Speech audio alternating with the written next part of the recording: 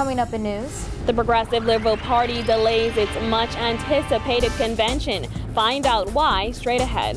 The PLP also decided to postpone a ratification last night due to the Prime Minister falling ill. This as the FNM moves closer to completing its full slate of hopefuls for the general election.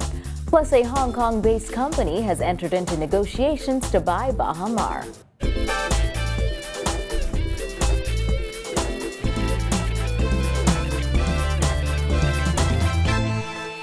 Welcome to Our News. I'm Dana Smith. Thanks for joining us. Topping news tonight, the Progressive Liberal Party has decided to postpone its national convention. Party Chairman Bradley Roberts confirmed today the decision was made not to have the convention next month because of the devastation caused by Hurricane Matthew. Our Jasmine Brown has the story in this report. This is the second time a major storm has forced the party to postpone its convention. The premise was that we need to show solidarity with the victims of the hurricane, many of whom are our members and who are crying out for help and assistance in restoration. The party has not had a convention in 7 years. Last year, it canceled its planned November convention after Hurricane Joaquin. And after Hurricane Matthew struck earlier this month, there were questions about whether the party will again put off its convention. Despite calls from Roberts and others for the show to go on, the PLP's National General Council last night voted to put the show on hold. We had a very vigorous debate on that and tremendous participation. Roberts says they have set a tentative date for early next year. It was moved and seconded that the convention be postponed until late January, early February. PLP Fort Charlotte candidate Alfred Sayers is challenging Prime Minister Perry Christie for the leadership position. Reporting for Our News, I'm Jasmine Brown. And the PLP convention is not the only thing the party decided to postpone last night. The party's plan to ratify BAF Financial and Insurance Bahamas Limited CEO Chester Cooper as its candidate for Zuma also had to be put on hold. Roberts says that's because neither Prime Minister Perry Christie nor Deputy Prime Minister Philip Brave Davis were able to make the event because Christie was ill and Davis was out of the country. But he says the PLP hopes to resume ratifying candidates in less than 2 weeks. And it has been rescheduled for when we next meet at a special meeting in about 7 to 10 days' time. And we will address the nomination of Chester Cooper for Exuma and Ragged Island. Cooper expressed his disappointment in a Facebook post after the ratification was postponed. He said some things are more important than politics. Cooper also noted the Prime Minister has been going non-stop in the wake of Hurricane Matthew, adding that he was praying for Christie's speedy recovery. Well, the Free National Movement ratified 6 more candidates for the next general election during a Central Council meeting at its headquarters on Mackey Street last night. Our Simone Davis was there to catch all the action. Here's her report.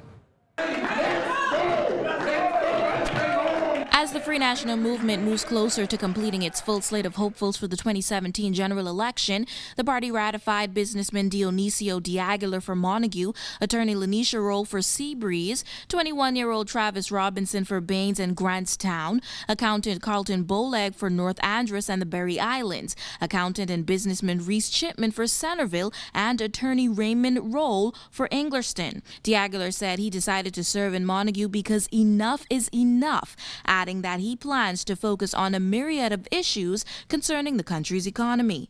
The reason why I'm running is because enough is enough.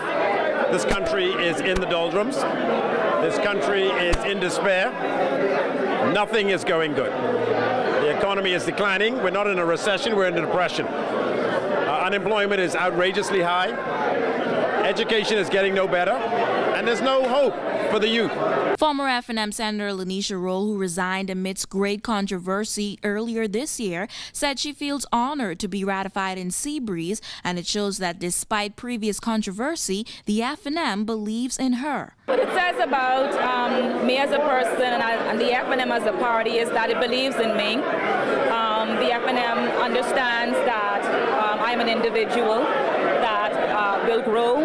I am an individual that, like as many young people, need an opportunity to make a difference, and they are willing to put themselves on the line and to give me that opportunity. And so I just want to be that light and that example for other young people to let you know wherever you are, you can have that opportunity. But I have only seen it in real talk through the Free National Movement. Roll also noted that through the F&M, she will restore good governance in the Bahamas. Robinson, who is only 21 years old, said the party called him forward because young people matter. I stand before you tonight as a 21-year-old, unapologetically young, black, educated Bahamian male.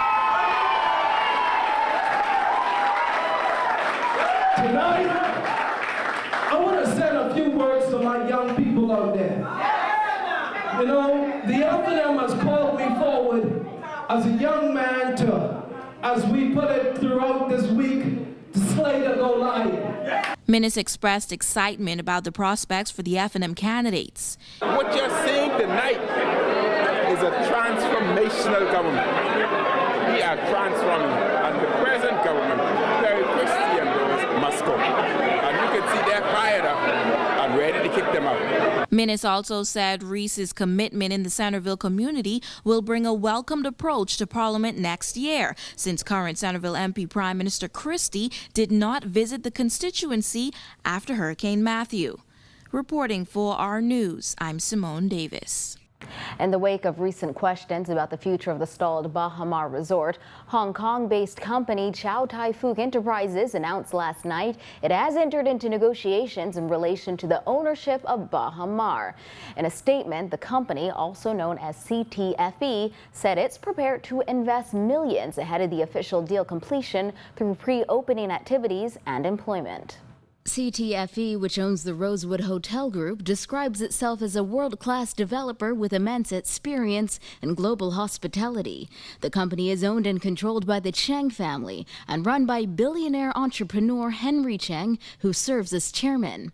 According to the statement, CTFE has applied to the Bahamas government for approval as a proposed investor and acquirer of Bahamar by way of acquisition of Perfect Luck, the company to which certain assets of the resort have been transferred. Chang said CTFE is looking forward to having Bahamar join its portfolio of world-class integrated resort development projects. We are fully committed to this project and plan to hire as many Bahamians as possible to work at the property. The statement added, CTFE is dedicated to the successful opening of Bahamar and will work with the government to achieve the goal of a phased opening. As part of the company's commitment to the project and the Bahamas, in the immediate term, CTFE will invest millions ahead of the official deal completion through pre-opening activities and employment, which has already commenced and will be expanded in the coming weeks and months. As part of the remobilization efforts, CTFE said it is already in discussions with hotel brands previously involved in the Bahamar project, including Hyatt and SLS Hotels. CTFE also intends to re-engage its subsidiary Rosewood Hotel Group as a luxury hotel operator at Bahamar. The Rosewood had pulled out of the resort last year, worrying that, among other things, continued delays in opening the mega resort was tarnishing its brand. CTFE said given a non-disclosure agreement which is in place, the stakeholders involved are unable to discuss specific terms of the transactions or the negotiations at this time. However, CTFE said it would keep the public informed on pre-opening activities. CTFE has experience in tourism in part through its subsidiary, the Rosewood Hotel Group, which manages 55 hotels in 18 countries under 3 different brands. When Our News returns, the F&M's candidate for Bain and Grantstown says he's going to retire incumbent Dr. Bernard Nottage. The Grand Bahama Port Authority seen some major progress with their hurricane restoration efforts. And the Bahamas National Trust's 26th Annual Wine and Art Festival is this weekend. We'll tell you all about it when Our News returns. Stay with us.